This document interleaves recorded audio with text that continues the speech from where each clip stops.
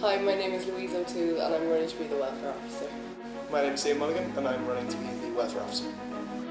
Hi, I'm Conor Clancy, I'm running for welfare. Hi, I'm Maren Montague and I'm running for welfare officer. Hi, my name is Aoife O'Brien and I'm running for the position of welfare and equality officer. I suppose there's a lot of really good ideas out there, but the one that I'm most passionate about is creating a more positive focus on positive mental health as opposed to dealing with illnesses such as depression or anxiety, because I feel that if positive mental health is promoted so much more, we can actually do more to prevent it getting to the stage where people are experiencing mental illness. And I think it's very easily done, but it just hasn't been given the attention it needs. I definitely agree with that, and some things you could do to implement that would be to introduce educational seminars across the board. Now, we're looking at a quality review for the student counselling service at the moment. If the quality review does not return the positive results that I believe in, then we will come into a situation where the SLD, the S2S and the SES are being cut again. What's going to happen there is that the organisational staff which provide workshops and seminars already are going to be cut back, so the Students' Union can organise itself to provide these. As well as that, our mental health focus has been on 12, 13 students doing, which are pretty amazing, TCD talks and TCD listens videos at the moment.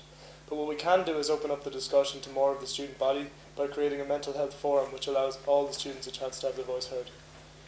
Obviously mental health is one of the biggest issues, and making TCD talked, TCD listened, but now it's time for TCD to act and take the welfare office out of House 6 would be one thing I would like to push, get it out to the people in health science courses who are perhaps most vulnerable, and try and extend the counselling services for those who are off books as well. As well as that, the implementable thing would be to get Trinity to recognise that drugs are being taken on by college students, and that people may be self-medicating with drugs and alcohol, and to try and promote a non-judgmental educational campaign so people can see the actual effects that are there, and hopefully open up a nice positive conversation about that to help people. Yeah, I think we can't avoid drugs anymore. I feel like college's policy so far has kind of been fingers and ears about drugs going on at all. But I think we actually need to work with college as well. We need to get information out there. We need to look, again, as you said, non-judgmental. What are the facts, causes, effects, all of that. The UK and Ireland are different. We have different drugs policies. We do have a national drugs policy coming at the moment, which is quite radical and quite interesting to look at that. But I think for future progress, we need to look at the college working with the college, because there are liability issues which we can't stray away from at the same time. In terms of what I'd like to do, I mean, me personally, mental health is very important, sexual health is very important, equality is very important. But just from talking to students in my class who wouldn't really be involved, but not involved in the SU at all, actually, they agree with all that and they say that's all well and good, but that doesn't affect me and it doesn't affect the majority of the students in college, and they kind of feel like the SU is a niche unto its own. So I think we actually need to get out there and listen to what the students want. I know one of the issues with council is people feel like we spend 50 minutes debating whether or not we should create a subcommittee instead of telling students things like, if the heating isn't working in your class, where do you go? How do you fix the lighting? Things like that. If your lecturer isn't giving you the notes and you've got an exam in 2 weeks, who do you make a complaint to?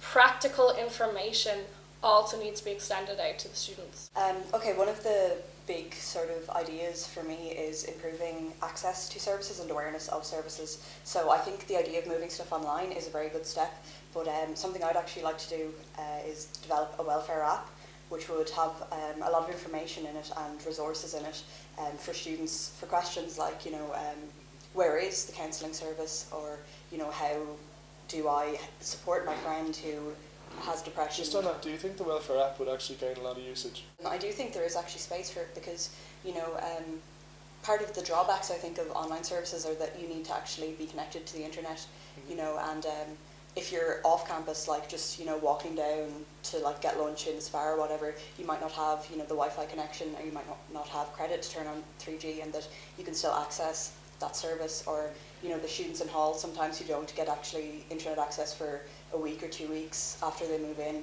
and while they don't have access to the internet, they will still have, you know, the app and the information available there without having to go online.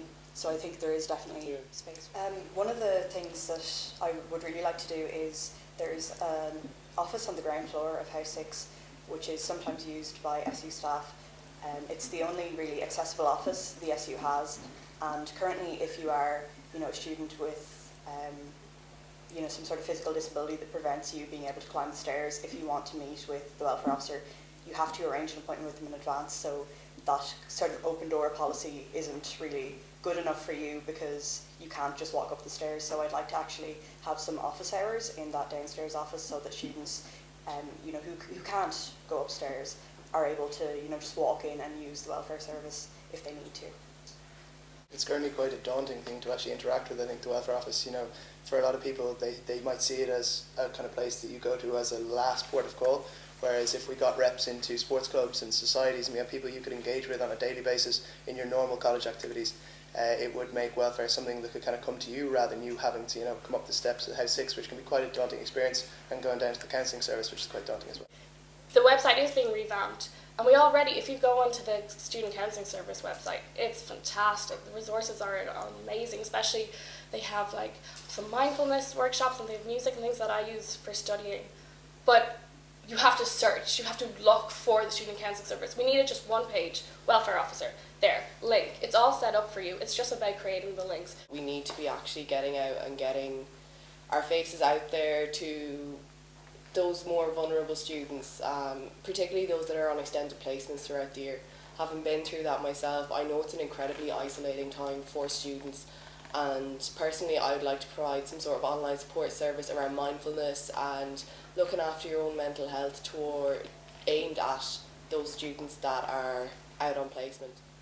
Maybe not workshops, but definitely something compulsory.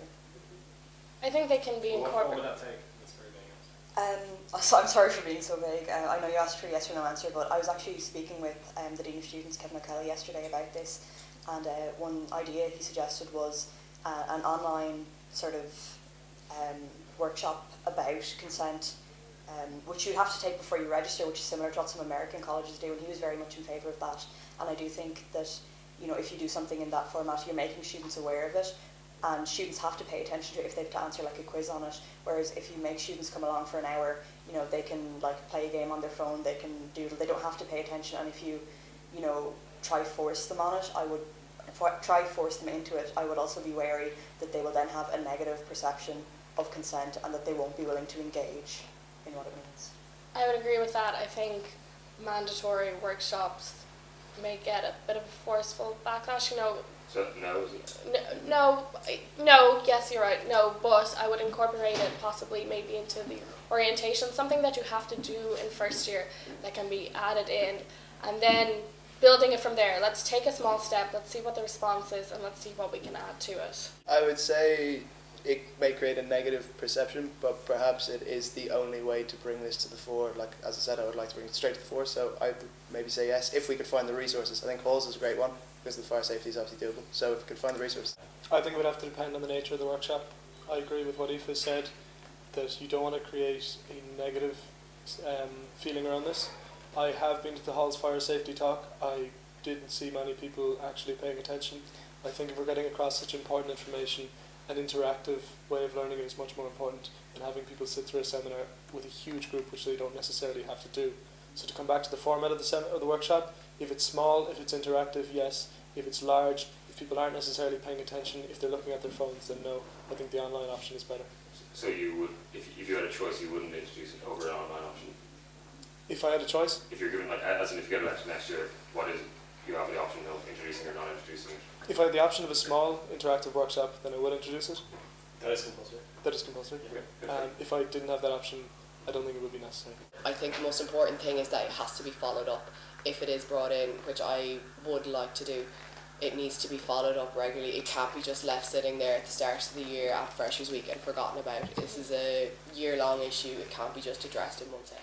I think that while the SU has done amazing work, particularly in this last year with the expansion of the accommodation advisory service, I think there's so much more that can be done, and it kind of relates back to how information is shared. I think that this year the SU website is severely lacking in information provision, And I think that having easily accessible information online can be the first step towards getting accommodation. As somebody that found it so difficult last year to get accommodation, I ended up living an hour and a half outside the city and trekking in and out. I understand how the pressures of it and how difficult it can be, and I suppose all we can really do is lobby and kind of protest and campaign for more student accommodation to be provided for students. I know at last council it was Paddy Prendergast was saying about how they have recently, they're going to do enough Oisin House, and that's going to be great, but it's just not enough. And I think we need to be very clear that this is an issue that students are facing and that it needs to be sorted, and it needs to be sorted now. I think a really important part you mentioned of that is the plan to develop accommodation facilities in the future. This seems to be the college authority's solution to this, but I'm looking in the meantime. Now, I myself lived on a couch, between a couch, a hostel and a hotel the first 3.5 months of third year. So I know what it's like to be trying to find accommodation and have absolutely no interface for it to work from. What I plan to develop to solve that is an app which it caters specifically for Trinity students and will replace the email service we have at the moment, which is slow and just doesn't live up to anything. The email service also has spammers on it, which is dangerous for students, particularly financially. Now, the app will be launched off a pad called My Student Pad. It's developed from students in Leeds who are leading the front in this. It has already been used in UCD. It's being used in Maynooth. We have Dublin platforms for it. We just need to launch it, log everyone on, and what it does is turns a 4-week process to a 3.5-month process of looking for houses into a 1 week, where you can deal with other students who are facing the same issues you are, where you can have a forum, where you can put something up and get instant updates to your pockets, get 10 minutes later, have a house on your body. I think we need to engage with Daft, Rent, all the websites that you go onto, because you go along and say if you live in the country, you take a €20 train up to Dublin, you go around to the house and the landlord says, sorry, we're not taking students. I myself, like you guys, we're all quite bad at getting houses apparently. For 2 years, it was like literally the last week before I got a house. But I think also there's been scams, Trinity students going along to a house, they take the deposit off them before they actually get the key, they run away with the money. You need to know to have the money in your bank account but not with you. Bring someone with you. What to look out for in a house to do with mould, damp rot. I have 3 friends who now have rat infested houses this year, and although we do have all those houses coming in, the college are providing, it's not enough now, and we need to step up now and maybe lobby the government officials to address this issue. The 17.7% yearly increase in rent prices in Dublin, which is disgraceful, and at this rate, by the time I finish my 4th year, I won't be able to afford rented accommodation anywhere near Dublin.